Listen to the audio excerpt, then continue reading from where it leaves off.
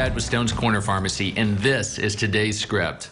Back with me today is Kavanaugh Stutevin, and we're going to be talking more about some of the most recent questions that have popped up about the COVID-19 vaccine. So Kavanaugh, thank you for joining us today. Yeah, thank you. A lot of information. I feel like as the vaccine has rolled out, you know, there's information that changes on a weekly, on a daily basis. And so there has been some more updates to the vaccine, specifically with Johnson & Johnson, some of those scary stories that we are hearing all over the place about some of these side effects. And so that's one of the quick things, you know, we want to talk about today is those side effects and what is happening. Well, first of all, the Johnson & Johnson vaccine, obviously, I think the whole world is aware that I've had some blood clot issues, but we're talking about, you know, 6 to 8 of these severe blood clots, and over 7 million people have gotten the vaccine. So thinking about that, I mean, it is very important. These are severe blood clots. And so what to look for in the first week or two are, you know, difficulty breathing, chest pain, leg swelling, little red spots underneath the skin that aren't at the injection site, you know, really bad headaches, blurred vision, those type of things. And so if those pop up, definitely talk to the doctor. However, when you look at percentages, it's always, as a pharmacist, I get asked all the time about side effects. When we look at it in the drug literature, which is not available generally to the public, we get to the percentages of less than 1%. And so I'll turn it around and say, so there's a 99% chance this won't happen to you.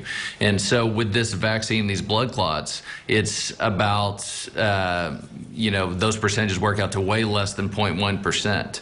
And so very unlikely. And so for anybody that's got the Johnson & Johnson vaccine, don't panic. You know, especially we've got 2 weeks past this. If something pops up, then call your doctor, but don't worry. And then also, it's inevitable any day now. It's going to be probably re-released, maybe with a warning label, but so that's probably coming. And then also there's Moderna and Pfizer, other options that you can readily get, especially in our area right now. And so it's wide open. Yeah, and I think, you know, we hear these scary stories, but we're also thinking about, like you said, the percentages and thinking about why.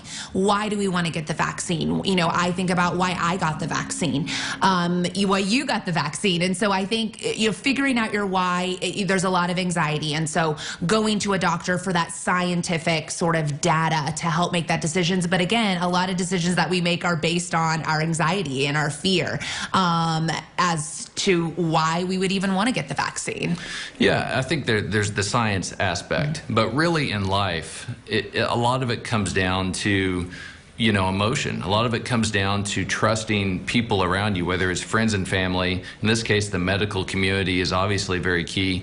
But having good information is one thing, but also, you know, your gut kind of tells you, you know, this is the right thing to do or it's not. And so for a lot of people, that why that you're talking about is powerful, whether it's self-protection or protecting your family or just being able to travel and do things.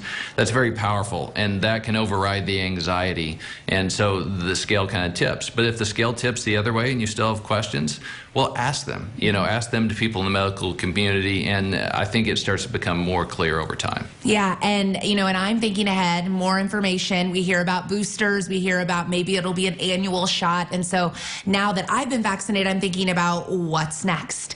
And again, you know, information, we're still waiting to hear all of that, but to go to a pharmacist or go to your local doctor when we hear about those things, about what our next steps will be in the vaccine process. Yeah, well, inevitably, there will be booster doses. They're working on the formulas all the time. You know, the current formulas are relatively effective against what's out there, even the variants. But they want to do better. And so just like other vaccines, they will adjust the formula for what's out there at the time. So that's coming. We just don't know the exact date. But yeah, that's out there, and I think they'll do their best to adjust for the current environment. But Kavanaugh, thank you very much for joining us again. And thank you guys for joining us on today's script. As always, if you have any questions or need help with your health care, please give us a call at either of our 2 Stone's Corner Pharmacy locations, and we would love to help. This segment of Living Well has been a paid advertisement.